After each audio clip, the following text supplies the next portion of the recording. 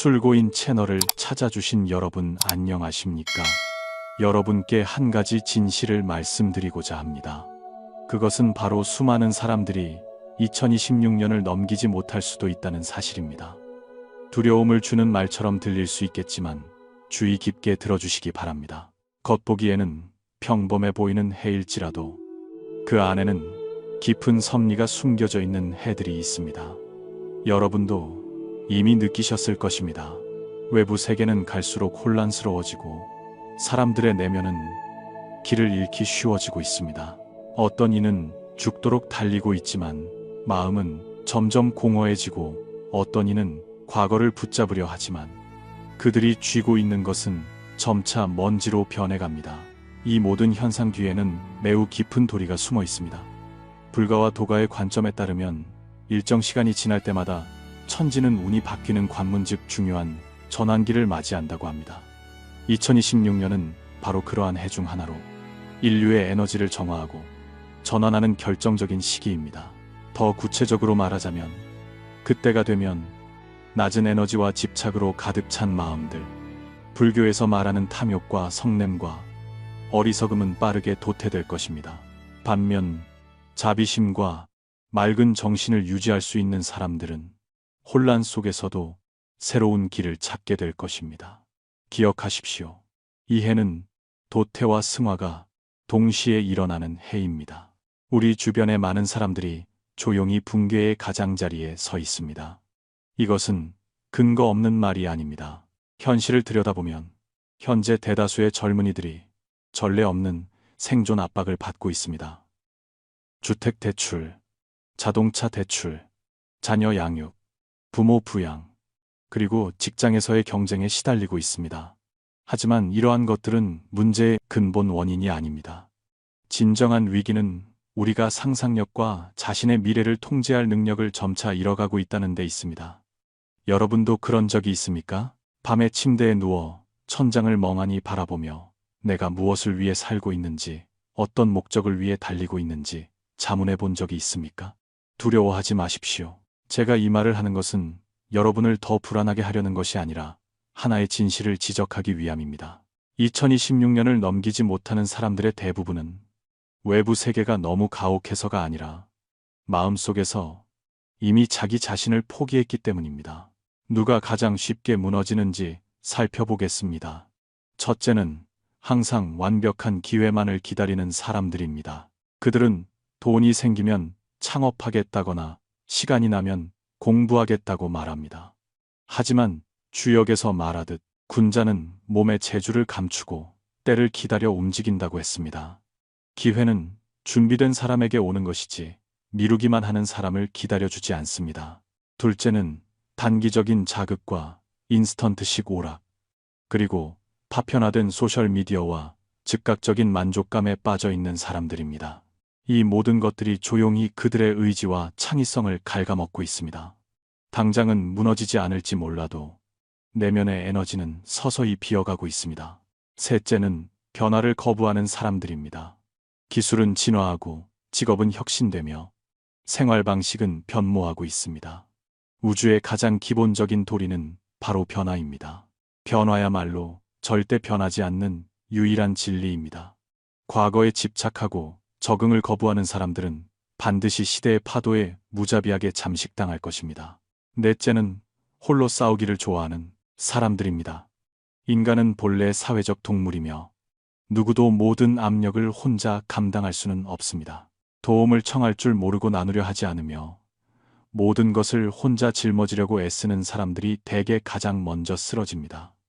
만약 오늘 여러분이 이 글을 보고 계신다면 그것은 여러분이 여전히 답을 찾고 있다는 증거이며 아직 포기하지 않았다는 증거입니다. 그리고 그 사실 하나만으로도 여러분은 다른 많은 사람들보다 훨씬 강합니다. 그렇다면 어떻게 해야 2026년을 견뎌낼 뿐만 아니라 더 잘 살고 더 지속 가능하게 살 수 있을까요? 다가올 변동에 직면한 대다수의 사람들은 여전히 적응하는 사고방식 대신 노력하는 사고방식을 사용하고 있습니다. 여러분은 노력하는 것이 무엇이 잘못되었냐고 물을 수 있습니다. 부지런히 불을 일구는 것이 미덕이 아니냐고 말입니다. 문제는 노력 자체에 있는 것이 아닙니다. 만약 여러분이 죽도록 일하기만 하면 2026년을 무사히 넘길 수 있다고 생각한다면 그것은 착각일 수 있습니다. 실화 하나를 들려드리겠습니다. 지난 세기 초 뉴욕시에는 20만 마리가 넘는 말이 있었습니다. 도시의 거의 모든 운송 활동이 말에게 의존하고 있었습니다. 그 당시 가장 고생한 사람은 누구였을까요? 바로 마부들이었습니다. 그들은 일찍 일어나 늦게까지 일했고 숙련된 기술을 가졌으며 말을 가족처럼 여기며 살았습니다. 그때 지나가는 사람에게 마부들이 도태될 것 같으냐고 물었다면 10명 중 8, 9은 고개를 저으며 말도 안 된다고, 그토록 성실하고 전문적인데 실직할 리가 없다고 했을 것입니다. 그러나 역사는 완전히 다른 답을 내놓았습니다. 1912년 자동차가 거리에 등장하기 시작했고 1920년에는 뉴욕의 마차용 말수가 5,000마리 미만으로 줄어들었습니다. 가장 노력하고 헌신적이었던 마부들이 가장 먼저 도태되는 집단이 되고 말았습니다. 왜 그랬을까요? 그들은 마차를 모는 기술을 완벽하게 만드는데 모든 시간과 힘을 쏟았지 그 직업이 얼마나 오래 존재할지는 생각하지 않았기 때문입니다. 이것이 바로 노력하는 사고와 적응하는 사고의 경계입니다. 노력하는 사고는 낡은 길 위를 전력으로 달리는 것이고 적응하는 사고는 그 길 자체가 계속 존재할 수 있는지를 자문하는 것입니다. 오늘날 우리가 서 있는 위치는 100년 전 마차 시대보다 훨씬 더 중요합니다. 인공지능과 자동화 기술, 그리고 플랫폼 경제는 자동차가 보급될 때보다 10배 더 빠른 속도로 모든 산업의 구조를 재정의하고 있습니다. 그런데도 많은 사람들은 여전히 옛 사고방식을 고수하며 성실하기만 하면 성공할 것이라고 믿습니다. 더 노력해야 해. 기술을 더 배워야 해. 남들보다 더 많이 일해야 해라고 생각합니다. 그들은 2026년이 운명적인 전환점이 될 것이라는 사실을 깨닫지 못하고 있습니다. 그 해가 특별해서가 아니라 심오한 변동들이 서서히 축적되다가 임계점에 도달하면 돌이킬 수 없는 폭발을 일으킬 것이기 때문입니다. 임계점은 물리학에서 나온 개념입니다. 어떤 물질이 일정 수준까지 축적되면 멈출 수 없는 연쇄 반응을 일으키며 에너지가 순식간에 방출되는 것을 의미합니다. 사회도 비슷한 법칙으로 작동합니다. 변수들이 충분히 쌓이면 폭발점이 되어 혁명적인 변화를 만들어냅니다.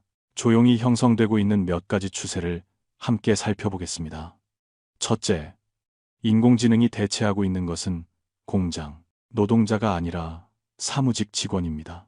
챗GPT-4는 이미 변호사 시험을 통과했고 의료 영상 진단의 정확도는 의사보다 더 높습니다.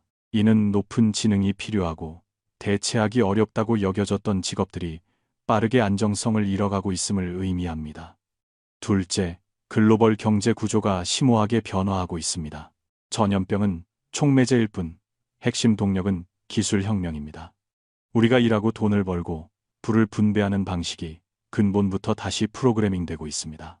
셋째, 인간의 인식 임계치가 기하급수적으로 높아지고 있습니다.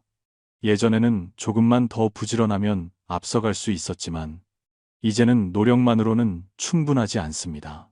이토록 빠르게 변하는 시대에 여러분은 남들보다 뛰어난 학습 능력과 더 빠른 적응력, 그리고 추세를 정확히 읽는 통찰력을 가져야 합니다. 2세, 가지 힘이 공명하면 보이지 않는 선별 시스템을 형성하는데 그 파괴력은 엄청납니다. 이 시스템은 단순히 성실한 사람을 보상하는 것이 아니라 가장 유연하게 적응하고 변화할 수 있는 사람을 우선적으로 남깁니다. 다윈의 연설 정신에서 유래한 유명한 말이 있습니다. 살아남는 종은 가장 강한 종도 아니고 가장 똑똑한 종도 아니며 환경 변화에 가장 잘 적응하는 종이다.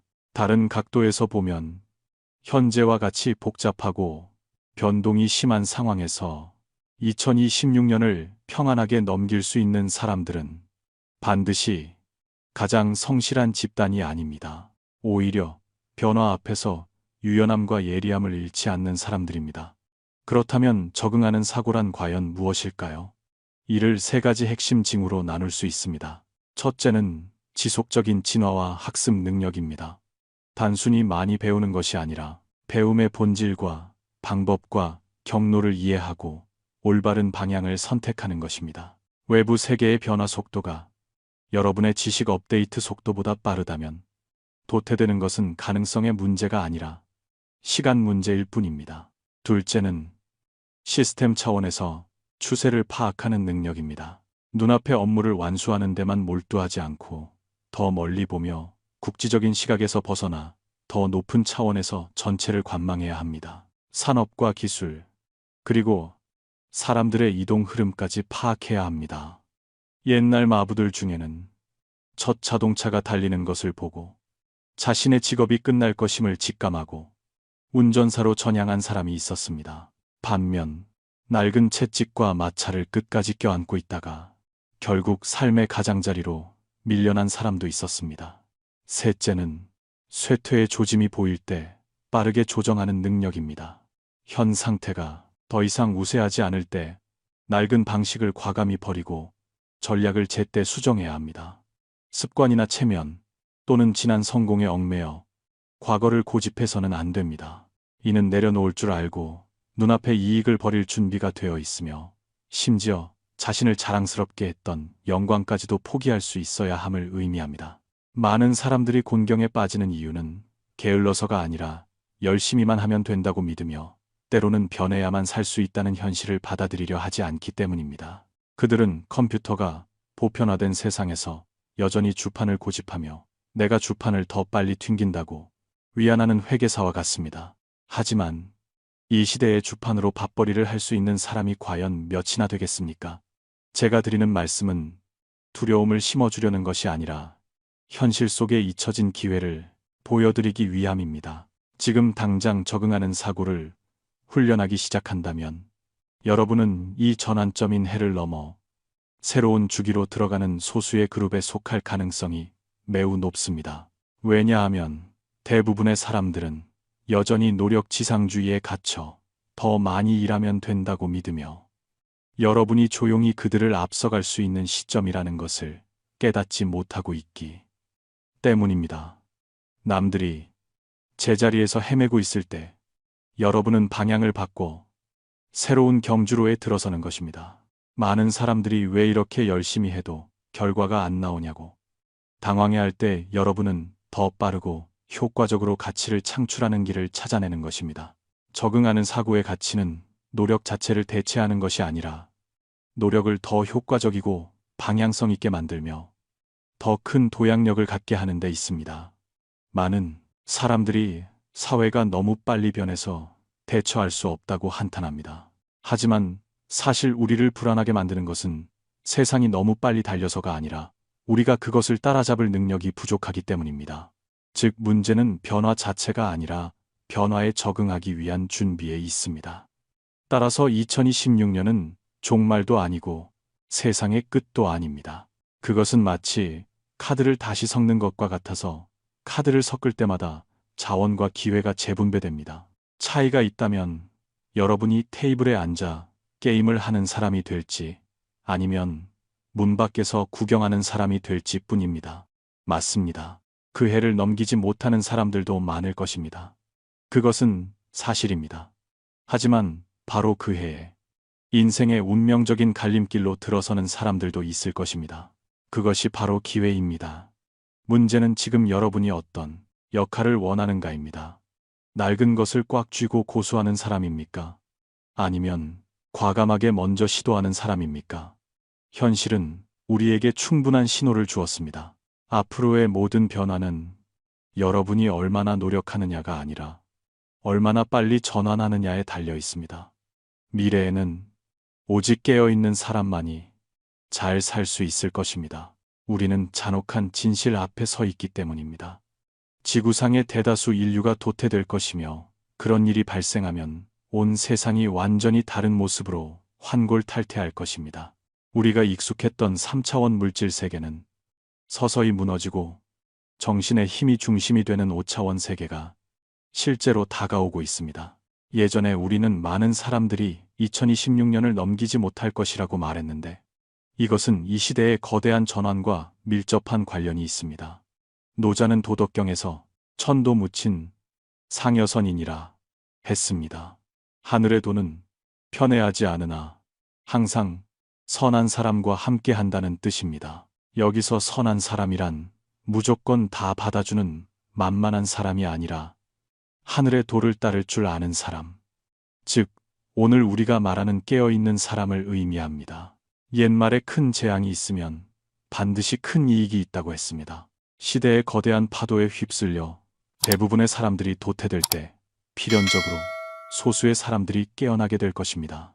인간이 진정으로 각성하면 자신과 삶의 모든 문제를 명확히 보게 되며 그들의 인생은 완전히 새로운 차원으로 진입하게 됩니다. 그때서야 비로소 그들은 온전한 인간이라 불릴 수 있습니다. 역사를 되돌아보면 어느 시대건 지금이 최고의 시대이자 최악의 시대라고 외치는 사람들이 있었습니다. 모든 시대에는 그 시대만의 고통이 있지만 동시에 기회도 존재합니다. 그렇다면 이 시대의 나쁜 점은 무엇일까요? 그것은 끝없는 경쟁과 곳곳에 만연한 모호함과 불안감입니다. 반면 이 시대의 복은 무엇일까요? 바로 인류 역사상 전례 없는 풍요로운 물질적 기반입니다. 이는 카를 마르크스가 상상했던 것조차 훨씬 뛰어넘는 수준입니다. 저는 여러분 중 얼마나 많은 분들이 시골에 살아보셨는지 모르겠지만 책임감 있게 말씀드릴 수 있는 것은 서남부 시골 지역에서는 단돈 몇백 원이면 채소 1kg를 쉽게 살 수 있고 수박도 300원 정도이며 맥주는 한 병에 650원 정도인데 빈 병을 반납하면 돈을 돌려받습니다. 5,500원이면 8가지 요리가 나오는 한상을 차릴 수 있습니다. 닭 한 마리와 생선찜 그리고 햄까지 반드시 포함됩니다. 만약 매달 16만 원 정도만 벌 수 있다면 매일 그런 식사를 할 수 있다는 뜻입니다. 40년 전이나 심지어 1000년 전, 만년 전을 되돌아보면 과거에서 온 누구라도 현재를 보고 천국이라고 외칠 것입니다. 왜냐하면 인류가 식량 문제로부터 진정으로 자유로워진 것은 아주 짧은 기간에 불과하기 때문입니다. 우리는 전쟁을 피하기 위해 늙은 어머니가 아들의 눈을 불에 달군 바늘로 찔러 징집을 피하게 했던 시대와 그리 멀지 않은 곳에 살고 있습니다. 의복은 어떻습니까? 오늘날 인터넷에는 티셔츠 2장에 550원 재킷 한 벌에 2,700원 하는 옷들이 넘쳐납니다. 옷이 찢어졌다고 해서 버려야 한다고 누가 정했습니까? 기운 옷은 왜 다시 입을 수 없습니까? 그것은 문명 발전 과정의 어떤 규칙이 사회적 규범이 된 것입니까? 아니면 인간이 스스로에게 씌운 환상일 뿐입니까? 다시 말해, 현대 사회에서 밥 먹고 옷 입는 정도의 삶만 원한다면 사실 아주 적은 대가만 치르면 됩니다. 하지만 오해하지 마십시오. 저는 아무것도 하지 않고 누워만 있는 것을 조장하는 것도 아니고 물 한 병과 라면으로 3일 밤낮을 버티는 포기한 자들의 삶을 찬양하는 것도 아닙니다. 저는 기본적인 물질적 욕구가 충족된 후에는 인간이 자신의 정신적인 삶에 관심을 가져야 한다고 믿습니다. 낚시를 할 수도 있고 그림을 그릴 수도 있습니다. 그림 실력이 형편없더라도 그 과정에서 즐거움을 느낀다면 그것으로 충분합니다. 게임을 할 수도 있습니다. 단지 지루함을 달래기 위해서가 아니라 진심으로 좋아한다면 말입니다. 인생은 길지 않으니 정말 가치 있게 살아야 합니다. 독서를 좋아한다면 더할 나위 없이 좋습니다. 인쇄업의 비약적인 발전 덕분에 책값이 이렇게 싸고 구하기 쉬웠던 적은 없었습니다. 책을 좋아하지 않아도 괜찮습니다. 세상에 대한 호기심만 유지한다면 인터넷에는 이미 무수한 자원이 여러분을 기다리고 있습니다. 이것이야말로 배우기를 좋아하고 탐구하는 영혼들에게 이 시대가 주는 가장 큰 복지입니다. 만약 굳이 결혼을 하고 싶다면 저는 여러분이 자신에게 정말 잘 맞는 배우자를 만나기를 바랍니다. 여러분을 이해하고 아껴주며 여러분이 추구하는 삶의 방식을 존중해주는 사람 말입니다. 배우자를 선택하는 것은 인생에서 가장 중요한 결정 중 하나입니다.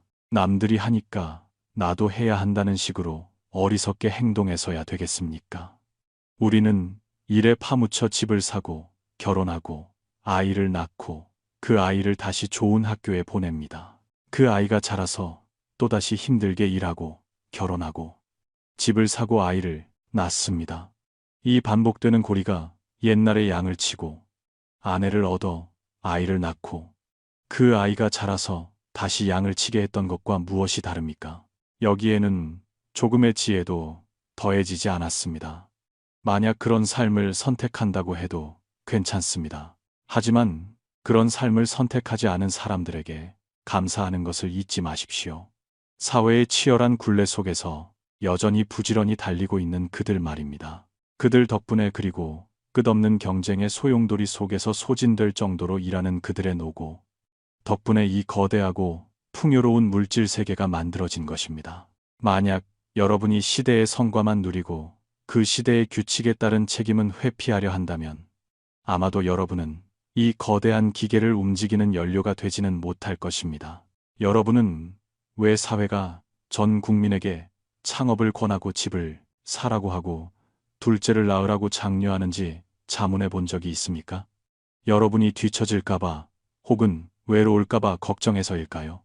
절대 아닙니다. 진짜 이유는 모두가 산에서 토끼를 쫓고 있을 때 누군가 혼자 조용히 강에서 물고기를 잡는 것을 이 사회가 원하지 않기 때문입니다. 아주 먼 옛날 인류의 첫 조상이 나타났을 때 그들은 먹고 싶은 열매를 따먹고 마시고 싶은 시냇물을 마셨으며 짝을 짓고 싶은 사람과 짝을 지었습니다. 그들의 마음속에는 집단에 대한 충성이나 윗사람에 대한 효도 혹은 누군가를 위해 130제곱미터의 집을 마련해야 한다는 책임감 같은 개념은 존재하지 않았습니다. 다시 말해 오늘날 우리가 논의하는 문제와 욕구의 대부분은 인간의 자연스러운 본능이 아니라 사회가 만들어낸 욕구이며 사회가 개인에게 강요한 규칙과 기대일 뿐입니다.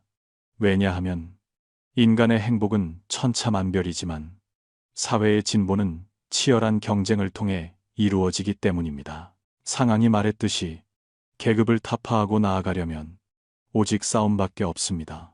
그렇기 때문에 먼 옛날 가장 먼저 사회적 합의를 이끌어내고 신에게 제사를 지내며 조상을 기리고 권력을 과시하기 위해 노예를 순장할 줄 알았던 부족이 월등히 강력해졌습니다. 그들은 불길이 평원으로 번지듯 세력을 확장했습니다. 그리고 예와 의의 나라라 불리는 이 땅에서 바로 화하족이 우리 민족의 조상이 되었습니다. 사회적 합의를 구축하는 과정은 산업화 조립 라인과 같다고 볼 수 있습니다. 차이점이 있다면 이 라인은 상품이 아니라 영혼을 생산한다는 것입니다. 사람이 태어나면 즉시 어떤 틀에 넣어집니다. 그 틀은 사회에 따라 공자나 맹자의 이름일 수도 있고 장삼이나 이사의 이름일 수도 있습니다. 그 후 넘치는 부분은 잘라내고 부족한 부분은 덧붙여서 표준화된 시민이 만들어집니다. 대량 생산 방식으로는 위대한 영혼이 태어나기 어렵지만 그것이 바로 우리 윗세대들이 피와 땀과 목숨으로 치러낸 대가이며 그 덕분에 오늘날의 안정된 사회가 있는 것 아니겠습니까? 저는 시골 친구들에게, 시골 청년들에게는 적어도 두 가지 장점이 있다고 말하곤 했습니다. 첫째, 그들은 소비주의의 소용돌이에 휘말리지 않습니다. 둘째, 그들은 너무 어린 나이에 주택 대출이라는 무거운 짐을 질 필요가 없습니다. 사람이 주택 대출이라는 짐을 벗어버릴 수 있다면 그 인생은 무척 행복할 것입니다. 하지만 의식주 문제가 해결되자 거의 모든 마을 청년들이 읍내로 나가 집을 사자고 하며 예전에는 성실하고 부지런한 도시인들만 짊어졌던 산 같은 짐을 자발적으로 짊어지고 있습니다. 저는 이 사회의 가장 큰 부조리는 가장 부유한 집단과 가장 가난한 집단만이 넓은 마당이 있는 집에 살 수 있다는 것이라고 농담처럼 말하곤 했습니다. 하지만 급속한 도시화와 마을 통합 정책으로 인해 이 부조리마저 사라질 것이라 믿습니다. 마당이 있는 집은 결국 소수의 특권이 될 것입니다. 평범한 사람들에게는 그저 먼 꿈으로 남을 것입니다. 먼 훗날 우리가 오늘을 되돌아본다면 참으로 아이러니함을 느낄 것입니다. 수많은 세대가 온 힘을 다해 노력했지만 결국 조상들이 버렸던 생활 방식을 돈을 주고 다시 사게 된 셈이니 말입니다. 2026년에 문을 평안하게 넘을 수 있는 사람들에게는 한 가지 공통점이 있습니다. 그들은 자신이 무엇을 위해 살고 무엇을 위해 노력하는지 마음속으로 명확히 알고 있습니다. 부모의 기대 때문도 아니고 사회의 인정을 받기 위해서도 아니라 내면의 사명 때문입니다. 불교에서는 이를 발보리심, 즉 깨달음을 얻어 자아보다 더 깊은 목적을 향하는 것이라고 합니다. 그런 사람은 누군가가 이끌어주기를 기다릴 필요가 없습니다. 좋은 소식은 여러분이 얼마나 멀리 갈 수 있는지를 결정하는 것은 외부 환경이 아니라 여러분 내면의 선택이라는 것입니다. 내일이라는 먼 미래는 수많은 평범한 오늘들이 쌓여 만들어집니다. 시대는 급류가 흐르는 강과 같습니다. 낡은 길은 물살에 휩쓸려 가고 새로운 길은 아직 그 형태가 드러나지 않았습니다. 2026년은 바로 그 강줄기입니다. 누군가는 멈춰 설 것이고 누군가는 파도를 타고 솟아오를 것입니다. 넘지 못하는 자들은 너무 많은 짐을 진 영혼들이고 계속 나아가는 자들은 가슴에 빛을 품고 발 아래 뿌리를 둔 사람들입니다. 맞습니다. 2026년이라는 시점은 점점 더 많이 거론되고 있습니다. 많은 이들에게 그 해는 경계선과 같아서 분수령이자 보이지 않는 여과장치 역할을 할 것입니다. 그것은 끝이 아니라 전면적인 조정입니다. 그때가 되면 생명의 에너지와 영혼의 주파수 모든 것이 가장 깊은 차원에서 검증을 거치게 될 것입니다. 통과하지 못하는 사람들은 세상의 새로운 리듬과 조화를 이루지 못하는 사람들일 수 있습니다. 최근 몇 년간 우리는 설명하기 어려운 변화를 느껴왔습니다. 날씨는 사람의 감정처럼 변덕스럽고 평온한 날들 사이로 갑작스러운 불안이 끼어듭니다. 길을 걷는 사람들의 눈빛에도 예전보다 많은 피로와 당혹감이 서려 있는 듯합니다. 사람들은 거의 동시에 미래는 과연 어떻게 될 것인가 하고 자문하고 있습니다. 만물에는 고유의 호흡이 있습니다. 강물은 밀물과 썰물이 있고 사계절은 봄, 여름, 가을, 겨울이 있으며 별들은 궤도를 따라 움직입니다. 인간 사회도 이 법칙에서 벗어날 수 없습니다. 불가는 윤회라 하고 도가는 운행이라 합니다. 사실 이 모든 것은 에너지가 주기에 따라 움직이며 각 주기마다 대대적인 정화가 따른다는 것을 상기시켜 줍니다. 유백온의 국어비에는 심오한 메시지가 남겨져 있습니다. 몇 년의 대난을 넘기면 인간 세상에서 불사의 신선이 될 것이니 오직 선한 사람만이 보존될 수 있다는 내용입니다. 이것은 위협하는 말이 아니라 지혜로운 조언입니다. 그가 말한 선함이란 거칠의 예절이나 나약한 양보가 아니라 빛과 자비, 그리고 깨어있음을 포함하는 순수한 에너지 상태를 말합니다. 내면이 우주의 리듬과 같은 주파수로 진동할 때 여러분은 조화로운 흐름 속에 있게 됩니다. 하지만 새로운 에너지의 속도가 빨라지고 있을 때 무거운 영혼 탐욕과 집착, 분노와 미혹에 빠진 사람들은 마치 돌덩이를 쥐고 강을 건너는 것과 같습니다. 다른 사람들은 가볍게 건너가지만 그들은 한 걸음 한 걸음이 무거워 거의 나아갈 수 없습니다. 낮은 주파수의 에너지는 진흙탕과 같아서 발버둥 칠수록 더 깊이 빠져듭니다. 스스로 매우 노력하고 있다고 생각할지 모르지만 그 노력의 방향이 집착과 두려움에 지배받고 있다면 결국 아무것도 얻지 못한 채 탈진하고 말 것입니다. 태평성대의 여행은 천천히 음미해야 합니다. 그리고 2026년은 인간이 그러한 짐을 내려놓을 수 있는지를 시험하는 위대한 여과기가 될 것입니다. 많은 사람들이 과거의 경험이 더 이상 통하지 않는다고 느낄 것입니다. 유용했던 방법들이 갑자기 효력을 잃습니다. 고집스럽게 붙잡을수록 여러분은 더 멀리 밀려나게 됩니다. 세상이 여러분을 버리려는 것이 아니라 여러분이 성장을 거부하고 있기 때문입니다. 반면 맑은 마음을 유지하고 선의를 기르는 사람들은 자연스럽게 가벼운 에너지를 지니게 됩니다. 선의는 맑은 시냇물 같아서 겉보기에는 약해 보이지만 가장 단단한 바위도 뚫을 수 있습니다. 자비심은 폭풍우 속에서도 고립되거나 두려움에 빠지지 않고 서로를 알아보게 해줍니다. 그리고 지혜는 낡은 길이 닫혔을 때 새로운 길을 찾게 해줍니다. 그 내면의 힘은 쉽게 보이지 않으며 때로는 경쟁력이 없다는 오해를 받기도 합니다. 하지만 세상이 흔들릴 때 바로 그 힘이 가장 든든한 키와 반이 됩니다. 넘어설 수 있는 사람은 가장 강한 사람이 아니라 가장 깨어있고 유연한 사람입니다. 2026년은 재앙의 카운트다운이 아니라 실현의 문과 같습니다. 육체를 없애는 것이 아니라 굳어버린 마음과 변화를 거부하는 고집을 없애는 것입니다. 남는 자들은 변동에 순응하고 선한 마음과 명석함을 유지하는 사람들입니다. 이것은 맹목적인 노력과 낡은 방식에 집착하는 것들을 걸러내고 침묵 속에서 평안을 아는 유연한 영혼을 남기는 과정입니다. 겉보기에는 잔혹해 보이지만 사실 그것은 우주의 부드러운 배치입니다. 낡은 것이 흩어져야만 새로운 것이 태어날 수 있기 때문입니다. 그렇다면 우리는 어떻게 준비해야 할까요? 마음을 정리하는 것부터 시작하십시오. 조용히 앉아 자신에게 물어보십시오. 어떤 관계가 나를 소모하게 하는가?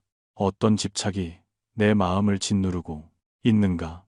어떤 선택이 내 마음을 진정으로 평안하게 하는가? 영혼을 청소하는 일을 두려워하지 마십시오. 그것이 새로운 주파수를 받아들이는 첫걸음이기 때문입니다. 고요함을 유지하십시오. 정보의 소음으로 가득 찬 세상에서 마음의 평화를 얻는 것이야말로 가장 귀한 부적입니다. 모든 유행을 쫓을 필요도 없고 군중 속에 휩쓸릴 필요도 없습니다. 자신만의 리듬을 유지한다면 아무리 큰 파도라도 방향을 잃게 할 수 없습니다. 자비를 배우십시오. 떠나는 사람은 놓아주고 인연이 닿는 사람은 지키되 마음속의 부드러운 본질은 절대 잃지 마십시오. 그것이 자비의 근원입니다. 진정한 지혜는 굳어버린 불변이 아니라 변동 속에서 자신을 지키는 능력입니다. 아마도 많은 사람들이 2020년을 넘기지 못할 것입니다. 하지만 그것은 세상이 잔인해서가 아니라 그들이 스스로를 조율하는 법을 잊었기 때문입니다. 외부가 아무리 폭풍우 쳐도 가슴속 빛이 살아있다면 반드시 길을 찾을 수 있습니다. 오늘부터 원망을 조금 줄이고 인식을 조금 더하며 집착을 조금 줄이고 깨어있음을 조금 더 하십시오. 선의는 나약함이 아니라 고주파 에너지입니다. 친절함은 냉담함이 아니라 영혼의 맑은 상태입니다. 인연이 다 여기까지 보셨다면 감사드립니다. 이 말에 힘을 느끼셨다면 좋아요를 누르거나 댓글로 느낌을 공유해 주십시오. 진정한 시련은 외부 세계가 아니라 언제나 마음속에 있기 때문입니다. 바람이 불고 파도가 일어도 마음의 키를 굳게 잡을 수 있기를 기원합니다. 어둠이 덮쳐도 가슴속 등불은 절대 꺼지지 않기를 기원합니다. 그리고 주변의 누군가에게도 이 빛이 필요하다고 생각된다면 사랑과 긍정적인 에너지가 계속 퍼져나갈 수 있도록 공유해 주십시오. 아직 구독하지 않으셨다면 오른쪽의 구독 버튼을 눌러 우리와 더 깊이 연결해 주십시오. 선한 지식을 나누고 널리 퍼뜨리는 것은 무량한 공덕입니다.